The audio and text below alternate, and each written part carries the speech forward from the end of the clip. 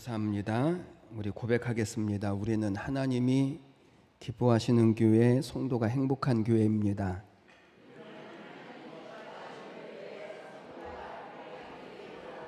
아멘. 오늘 그 약속과 은혜를 우리 가운데 이루어 주시기를 주님의 이름으로 축복합니다. 어느 연구소에서 2,500명을 대상으로 이런 조사를 한 적이 있습니다. 당신은 지금까지의 삶이 성공했다라고 생각하십니까? 실패했다라고 생각을 하십니까? 지금까지의 삶이 성공한 것 같습니까? 실패한 것 같습니까? 이 질문에 많은 사람들이 자신이 지금까지 살아온 인생이 실패했다라고 말하기는 그렇지만 그렇다고 성공한 인생은 아니다 라고 대답을 했습니다. 실패한 것은 실패했다라고 얘기할 수는 없지만 그렇다고 성공한 것도 아닙니다. 그러면 왜 그렇다라고 생각을 하십니까? 라고 물었더니 여러 가지 이유를 이야기했는데 가장 많이 나온 대답이 뭐냐면 올바른 결단과 선택을 하지 못했기 때문입니다 라고 대답을 했습니다. 그러니까 사람들이 살아가면서 실패하는 가장 큰 원인은 결단하고 선택해야 할 때 올바른 결단과 올바른 선택을 내리지 못했기 때문이라는 거죠. 무엇인가를 결단해야 할 때를 안다라고 하는 것도 굉장히 중요하지만 그러나 그때에 올바르게 결단을 하고 선택을 한다라고 하는 것은요 더 중요한 것입니다. 그래서 많은 사람들이 자신의 삶이 그래 실패한 인생이라고 말하기는 조금 그래도 성공한 인생은 아니다 라고 하는 이 후회를 가지고 정말 많은 사람들이 그렇게 살아간다는 것입니다. 그러니까 어떻게 결단을 하느냐에 따라서 우리는 성공하는 삶을 살기도 하고 그리고 실패하는 삶을 살기도 한다라는 것입니다. 오늘 본문 말씀에 오면 사울 왕에게 실패의 위기가 찾아옵니다. 하나님께서 사울을 왕으로 선택을 하셨습니다. 그리고 오늘 1절 2절 말씀을 보니까 사울이 왕이 된 지 고작 2년밖에 지나지 않았을 때에 블레셋과 전쟁을 하게 되어지는데 이스라엘 백성들은 전쟁을 하기에 앞서서 언제나 하나님 앞에 화목제를 드리고 번제를 드려서 하나님의 인도하심과 그리고 도우심과 임재를 구하고 그들이 전쟁을 나가게 되어집니다. 이 전쟁에서도 역시 사무엘 선지자가 와서 화목제와 번제를 드리고 그리고 전쟁을 시작하려고 했는데 그런데 블레셋이 워낙 강하게 밀고 들어오는 바람에 사태가 위급해지는 것입니다. 그럼에도 불구하고 사무엘이 더디 오니까 마음이 다급해진 사울이 직접 제사를 드리고 그 후에 사무엘에게 꾸중을 듣고 결국은 이 사울의 인생이 실패하는 그런 일이 되어지는 이것이 오늘 본문 말씀의 내용입니다. 여러분 오늘 본문 말씀에서 사울에게 찾아온 실패의 위기가 무엇입니까?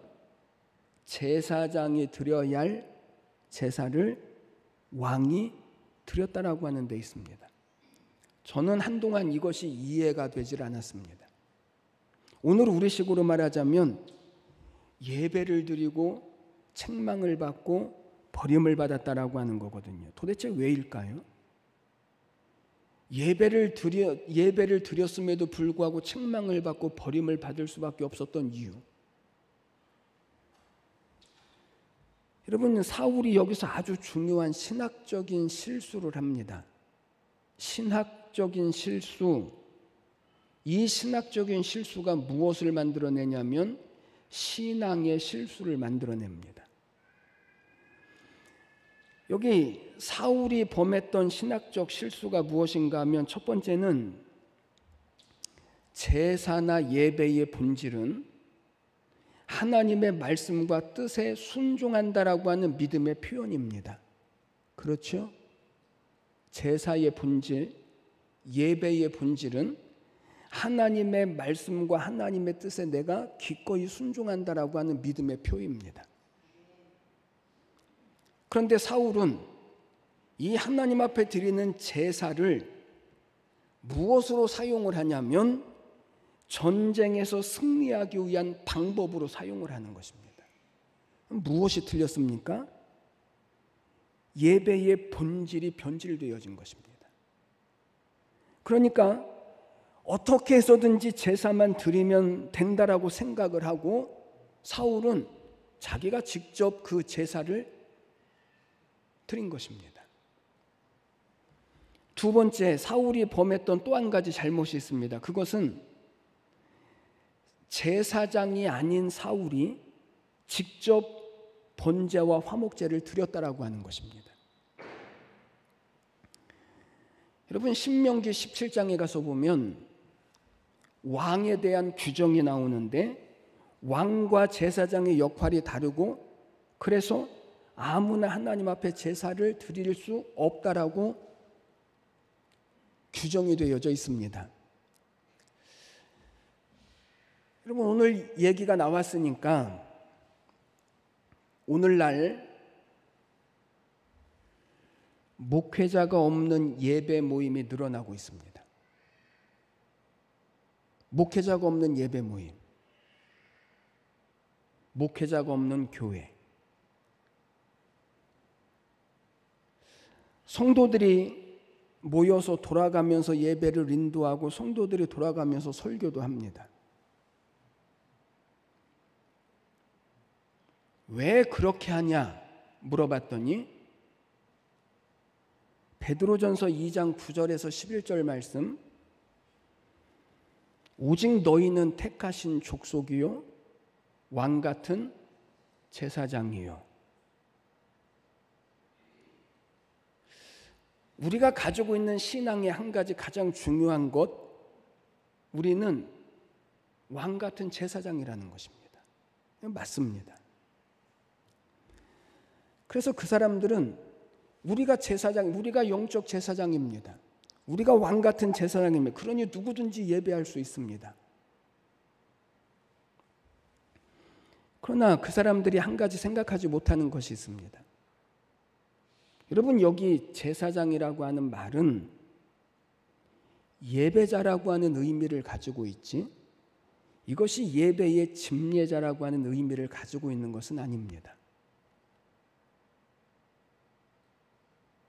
누구든지 하나님 앞에 예배자로 설 수 있는 것이지,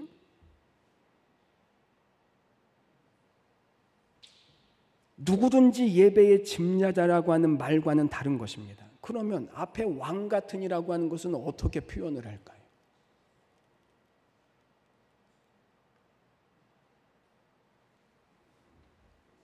예배가 왜곡된 것입니다.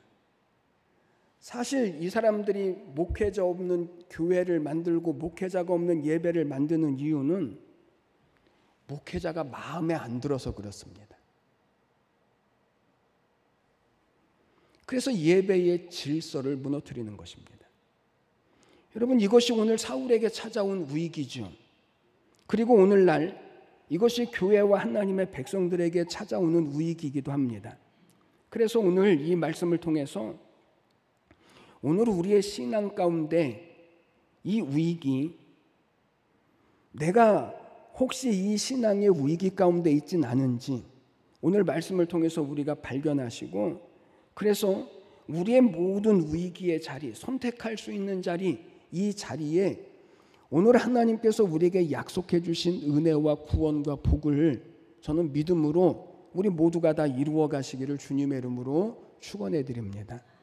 첫 번째는 오늘 이 사울이 처해 있던 위기가 어떻게 나타나냐면 상황과 환경만 바라보았던 것이 이 신앙의 위기로 나타나는 것입니다.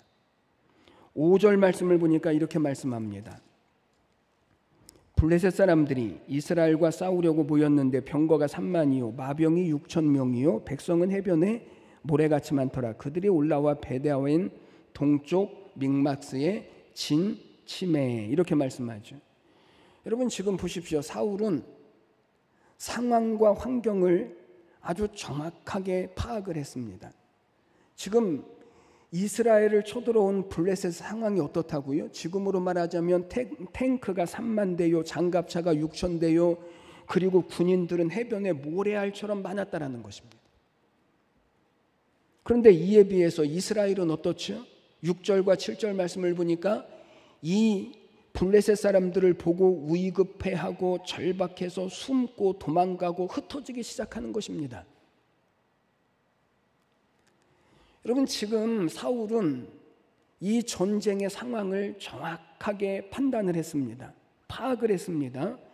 여러분 상황과 환경을 잘 파악한다라고 하는 것은요 굉장히 좋은 일입니다.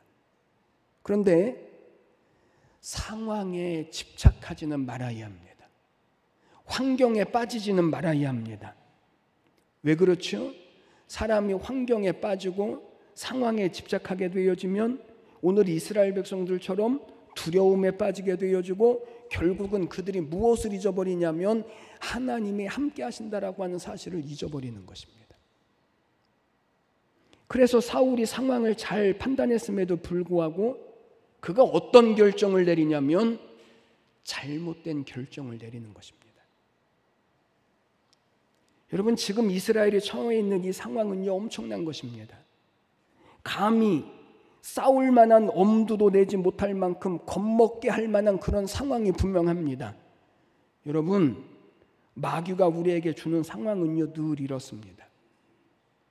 왜죠? 마귀가 제일 싫어하는 것은 성도들이 은혜를 받는 것이요, 교회가 성장하고 부흥하는 것이요, 하나님의 나라를 이루어가는 것이요, 교회 안에서 말씀이 선포되어지고 말씀으로 성도들이 성장하게 되어지고 기도해서 응답받기 시작하면 마귀는요 더 이상 성도들을 붙들어 놓을 수 없기 때문에 엄두도 내지 못할 만큼 강력하게 공격을 해서 성도들로 하여금 두려워하게 하는 것입니다.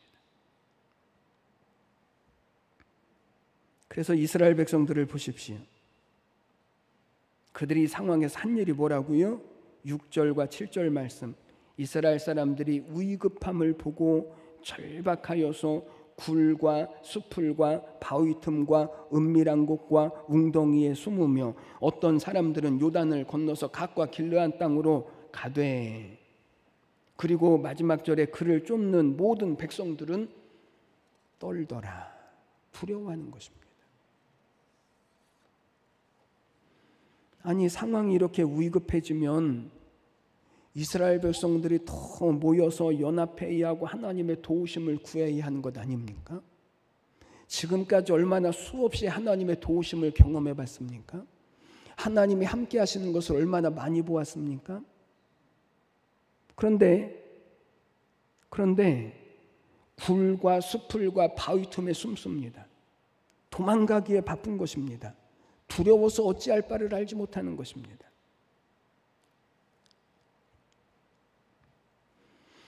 상황에 빠지니까, 환경에 빠지니까, 두려움에 빠지니까 하나님이 함께 하신다라고 하는 사실조차도 기억하지 못하는 것입니다.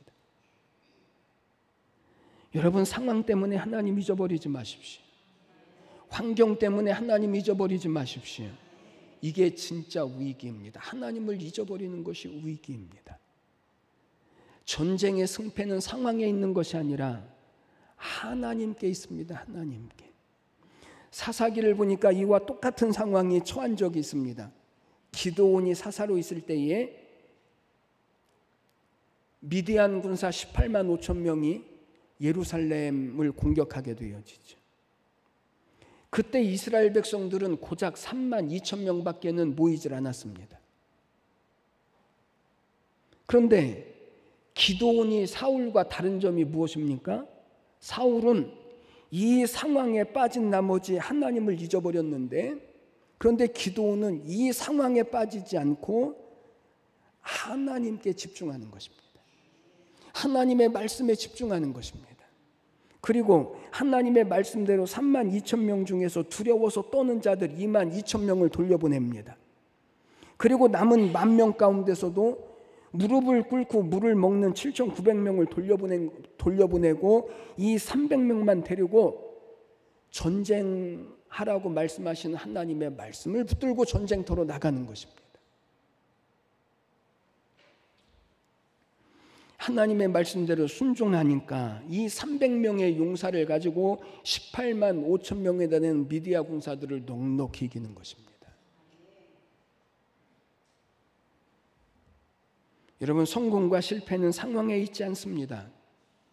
우리의 모든 성공은 하나님께 있습니다. 그런데 사람들은요, 자꾸만 상황에 집착하려고 합니다.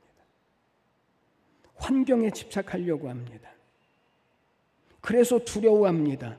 그때부터 하나님이 보이지 않습니다. 온통 상황만 보이고 온통 절박함만 보이고 이스라엘 백성들과 같이 이 가장 중요한 때에 올바른 선택을 하지 못하는 것입니다. 저는 오늘 예배하는 우리 모든 성도님들을 주님의 이름으로 축복합니다. 상황이 아니라 하나님을 바라보십시오. 그것이 모든 위기에서 우리로 하여금 이 하나님의 승리와 구원을 이루게 하시는 복이 되어지는 줄 믿습니다. 두 번째, 사람만 바라보는 것이 위기였습니다. 8절 말씀을 보면 사울이 8절 말씀, 사울은 사무엘이 정한 기한대로 이레 동안을 기다렸으나 사무엘이 길갈로 오지 아니하매 백성이 사울에게서 흩어지는지라. 여러분, 사무엘이 7일 안에 오겠다라고 약속을 했는데, 그런데 7일을 기다렸는데도 오지 않으니까 백성들이 흩어지기 시작합니다. 여러분, 사울이 이 위급한 상황에서 7일 동안 기다린 것은요, 참 잘한 것입니다. 위급한 상황에 기다린다라고 하는 것이 결코 쉽지 않거든요. 그런데 기다린 김에 끝까지 기다렸으면 참 좋을 텐데, 그런데 끝까지 기다리지를 못하는 것입니다. 오늘 성경을 보니까 사울이 기다리다가 직접 번제를 드리고 난 이후에 누가 오죠? 사무엘이 와요. 조금만 더 기다렸으면 됐을 텐데. 그러니까 여러분, 우리가 기다리는데 언제까지 기다려야 할까요? 끝까지, 이길 때까지, 하나님이 응답하실 때까지 기다려야 되는 것입니다. 사람들은요, 기다리는 것을 잘 못해요. 특별히 우리나라 사람들은 기다리는 걸 잘 못합니다. 그래서 한때 우리나라의 한 시대를 선도했던 문화가 뭐냐면 원샷입니다. 원샷. 제가 원샷에 대해서 공부를 좀 해봤어요. 원샷이 도대체 뭔가 잘 알지도 못하고 무조건 원샷 하는데, 원샷이 뭔가 공부를 했더니 원샷, 샷이라고 하는 말은 한 잔이라고 하는 뜻인데, 이 한 잔은 소주잔보다 조금 작아요. 그러니까 한 모금에 넘길 수 있는 한 잔, 이것을 한 샷이라고 말하는 거예요. 그런데 우리나라 사람들은요, 컵도 원샷, 대접도 원샷. 아니, 좀 뭐를 해도 공부를 하고 하면 좋을 것 같은데 무조건 원샷인 거예요. 그런데 이게 술과만 관련되어 있는 것이 아니라 지금 온통 우리나라 사회에 이 원샷 문화, 빠름의 문화, 바쁨의 문화, 이것이 지배를 하고 있습니다. 기다리는 걸 못하는 거예요.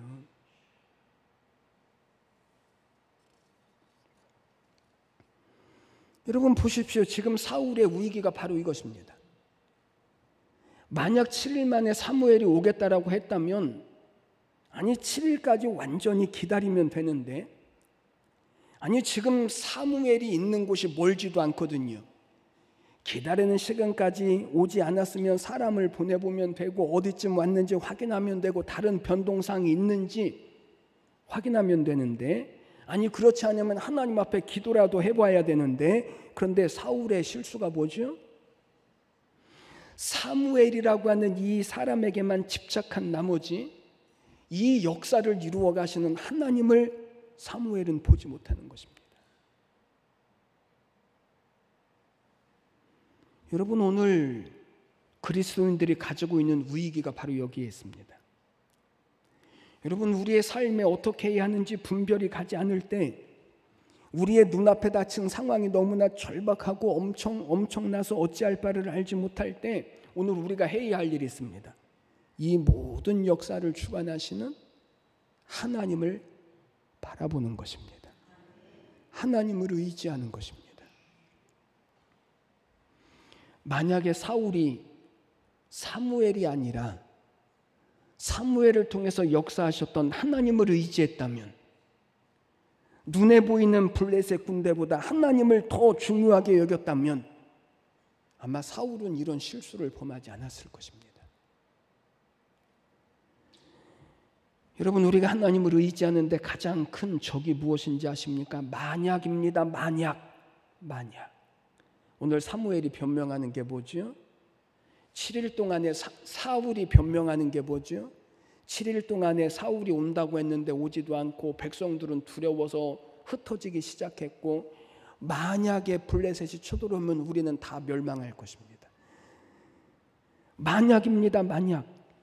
오늘 우리가 끝까지 기다리지 못하는 이유도 만약입니다. 만약 하나님이 도와주시지 않으면, 만약에 우리의 기도가 응답되어지지 않으면, 이것 때문에 우리는요, 하나님을 끝까지 기다리지 못하는 것입니다. 이 만약의 믿음을 그리 아니하실지라도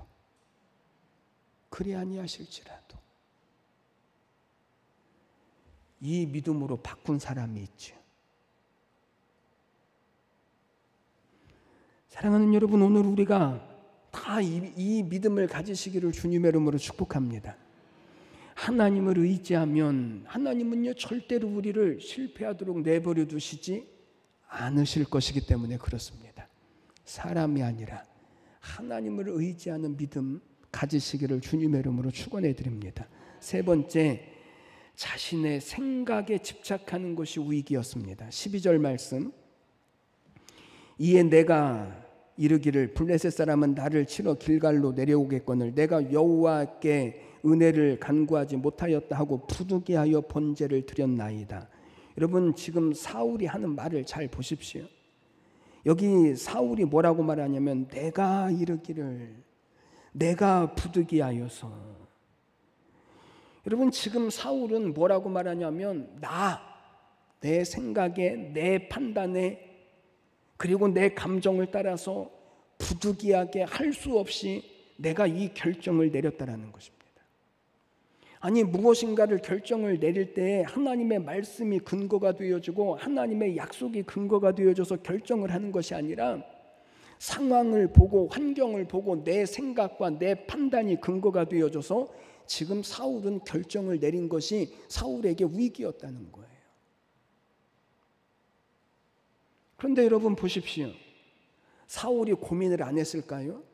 환경을 너무나 잘 파악을 했습니다.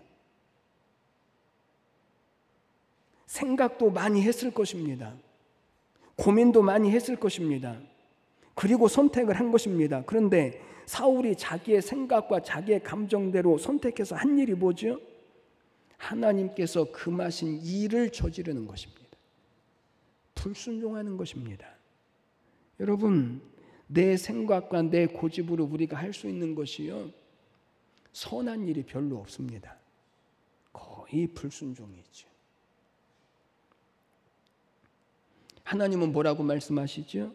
12장 14절 15절 말씀을 보십시오. 12장 14절 15절. 너희가 만일 여호와를 경외하여 그를 섬기며 그의 목소리를 듣고 여호와의 명령을 거역하지 아니하며 또 너희와 너희를 다스리는 왕이 너희의 하나님 여호와를 따르면 좋겠지만은 너희가 만일 여호와의 목소리를 듣지 아니하고 여호와의 명령을 거역하면 여호와의 손이 너희의 조상들을 치신 것 같이 너희를 치실 것이다. 여러분 여기를 보십시오. 하나님이 이스라엘 백성들을 어떻게 지켜주시겠다고요? 이스라엘 백성들이 하나님을 경외하고 하나님의 말씀에 순종하면 하나님은 어떤 상황에서도 이스라엘 백성들을 지켜주시겠다라는 것입니다. 숫자와 상관없습니다. 환경과 상관없습니다. 하나님의 말씀대로 순종하면, 하나님을 경외하면 하나님은요 당신의 백성들을 반드시 지켜주시겠다는 거예요. 제사 때문에 하나님이 지켜주시는 것 아니에요. 하나님의 말씀에 순종했느냐 순종하지 않았느냐예요. 오늘 사울이 제사를 드리고 하나님 앞에 버림을 받은 것이 아니라 오늘 뭐라고 말씀하냐면 사무엘을 통해서 하신 말씀이 뭐냐면 사울이 하나님의 말씀에 불순종했다라고 말씀하는 거예요. 제사에 문제가 있는 게 아니에요. 불순종한 데 문제가 있는 거예요. 여러분 성경이 계속해서 수천 년 동안 이 사실을 우리에게 말씀하고 있지 않습니까? 아담과 하와가 실패한 이유가 무엇입니까? 하나님의 말씀이 아니라 자기의 생각과 자기의 판단대로 보암직도 하고 먹음직도 하고 지혜롭게 할 만큼 탐스럽다라고 판단을 했기 때문에 하나님의 말씀이 아니라 자기의 생각대로 선악과를 따먹은 것 아닙니까? 바벨탑 사건이 그런 것이고 노아의 홍수 사건이 그런 것이고 사사시대 때 일어났던 모든 사건이 그런 것이고 예수님이 재림하실 때에도 미련한 5 처녀도 그런 것입니다. 창세기에서부터 요한계시록까지 하나님이 계속해서 우리에게 일관되게 요구하시는 것, 그것은 하나님의 말씀입니다.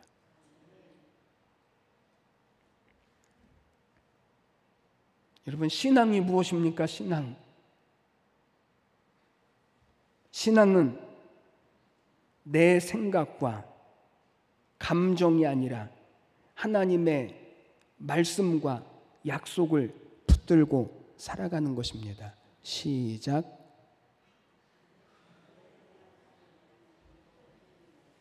신앙은 내 생각과 감정이 아니라 하나님의 말씀을 붙들고 살아가는 것입니다. 시작.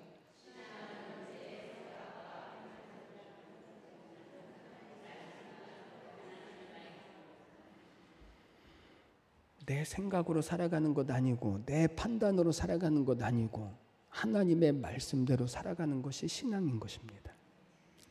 하나님께서 사울에게 원하셨던 것도 그것이요, 지금도 우리에게 원하시는 것이 그것입니다.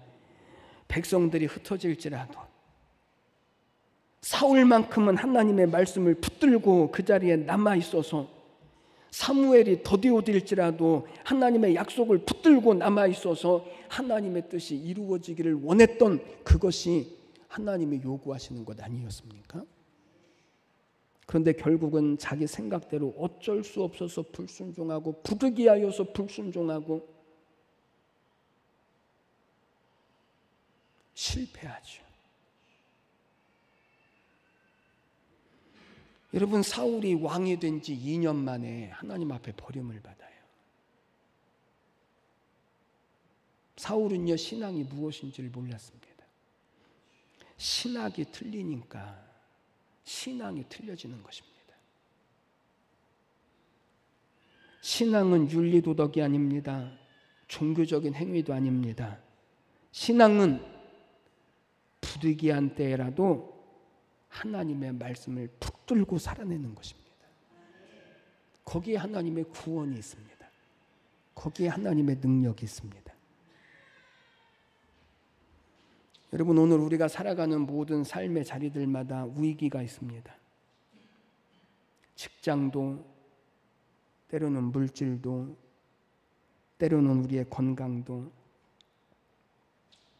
그런데 진짜 위기는 신앙의 위기입니다. 상황을 따라, 사람을 따라, 내 생각을 따라 살아가는 것이 하나님의 자녀들이 가지는 진짜 위기입니다. 저는 오늘 예배하신 우리 모든 여러분들이 부디 말씀 위에 서시기를 주님의 이름으로 축복합니다.